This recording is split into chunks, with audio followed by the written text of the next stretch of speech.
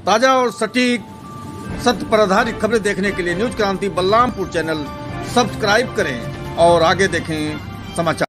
मौजूद जिले के हमारे प्रभारी प्रदेश सचिव राणा शिवन सिंह जी,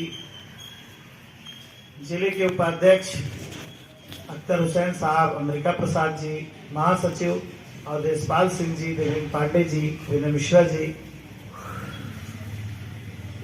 हमारे विनीता यादव जी के पिता हरीश यादव जी, आरसी यादव जी, हमारे एआईसीसी के मेंबर, पूर्व ब्लॉक प्रमुख राज बहादुर भैया, पूर्व ब्लॉक प्रमुख विधानसभा के प्रत्याशी रहे शिवलाल जी, ब्लॉकों के हमारे अध्यक्ष आसिफ भाई ओझा जी, हमारे विश्वनाथ यादव जी, रोशन यादव जी, पीछे बैठे हमारे प्रतीक भाई, जिले के उपाध्यक्ष मोनू भैया, पवन दादा, विशाल कश्यप जी, राम बहादुर दुबे जी, सुधीर भाई, हफीजुल्ला भाई, इजहार भाई, मौजूद कांग्रेस के तमाम हमारे साथीगण, चंद्रशेखर चौधरी जी, शरफत भाई। आज बहुत सारे लोगों ने अपने विचार दिए, गांधी जी के बारे में बहुत सारी बातें बताई। आज हमारे लिए जिसे बताया कि हर्ष और विषाद दोनों का दिन है। हर्ष का दिन तो नहीं है, लेकिन गर्व की बात है कि हम गांधी जी के विचारों के ध्वजवाहक, उस महामानव की विचारधारा को हम अगली पीढ़ी तक ले जाने का काम कर रहे हैं, जिसने पूरी दुनिया में अहिंसा, सत्य और त्याग का एक संदेश दिया और बिना किसी हथियार का उपयोग किए हिंदुस्तान जैसे विशाल देश में अंग्रेजों की सत्ता के समापन की नींव रखी। यूं तो कांग्रेस की स्थापना 1885 में हुई थी। कांग्रेस इस देश के अभिजात लोगों की पार्टी थी। बड़े बड़े वकील, आईएएस या जमींदार, कुल 73 लोग थे उसमें। इसमें एवं साहब जो अंग्रेज थे, वो अंग्रेजी शासन नीति के खिलाफ थे, इसलिए उन्होंने अंग्रेजों के खिलाफ इस पार्टी का गठन कराया। एक भाजपाई अभी देख रहा था, टीवी पे बोल रहे थे कि इनका क्या, इनके तो संस्थापक ही अंग्रेज थे। हाँ, हमारा संस्थापक अंग्रेज था, क्योंकि हम जाति और धर्मों की व्यवस्था में विश्वास नहीं रखते। हमारी व्यवस्था वह थी कि देश को आजाद कराने के लिए कौन से लोग हैं जो अपना त्याग और बलिदान देकर इस देश की धरती को आजाद कराने के लिए तैयार हैं। धर्म के आधार पर कभी कांग्रेस की स्थापना नहीं हुई थी, इसलिए हमारा संस्थापक अंग्रेज था। वो अंग्रेजों के खिलाफ लड़े थे, इसलिए तो हम कर रहे थे अपने स्तर से। लेकिन जब गांधी भारत आए, अफ्रीका से के खिलाफ लड़ने का एक अनुभव लेकर आए थे, उन्होंने इस देश में कांग्रेस की जो आजादी की लड़ाई, उसको नया आयाम दिया और कहा आम जनमानस को जब हम कांग्रेस से जोड़ेंगे, आजादी की लड़ाई में शामिल थे, उन्हें लगेगा कि इस देश की आजादी हमारा अधिकार है, तब यह देश स्वतः आजाद हो जाएगा।